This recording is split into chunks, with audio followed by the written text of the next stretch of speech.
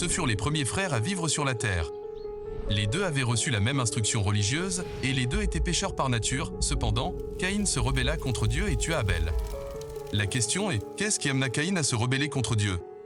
Eh bien, Caïn n'accepta jamais la décision divine de condamner Adam et Ève pour leur faute, qui, aux yeux de Caïn, était minime. De plus, pourquoi Dieu s'était-il montré si méticuleux en imposant des règles détaillées sur la manière de vivre et de l'adorer? Certains considèrent peut-être comme du fanatisme de suivre strictement chaque détail précis prescrit par la loi divine. Mais alors, quels détails de la loi divine devons-nous mettre de côté pour ne pas être taxés d'être des extrémistes, des fanatiques ou des radicaux? Par contraste, voici Abel.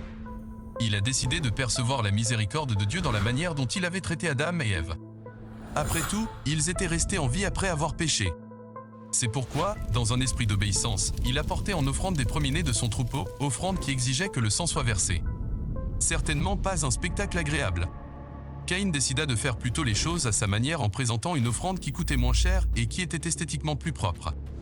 Mais, en refusant de verser le sang de la victime, il ne percevait pas la gravité du péché et ne se percevait pas lui-même comme un pécheur méritant la mort. Caïn ne percevait pas non plus en Jésus son substitut innocent, dont le sang serait un jour versé à la place du sien.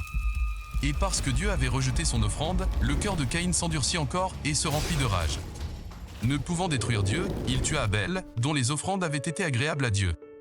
Nos offrandes d'aujourd'hui doivent suivre l'exemple des offrandes régulières d'Abel, qui furent apportées après que Dieu eut donné ses bénédictions. De même, nous sommes invités à adorer Dieu régulièrement en apportant des offrandes en sus de la dîme, non pour recevoir une bénédiction, mais comme réponse à chaque bénédiction matérielle qu'il nous envoie. Honore l'Éternel avec tes biens et avec les premiers de tous tes produits. Nous dit Salomon. Alors tes greniers seront abondamment remplis et tes cuves déborderont de vin nouveau. Puissions-nous mettre nos désirs à la dernière place et Dieu à la première.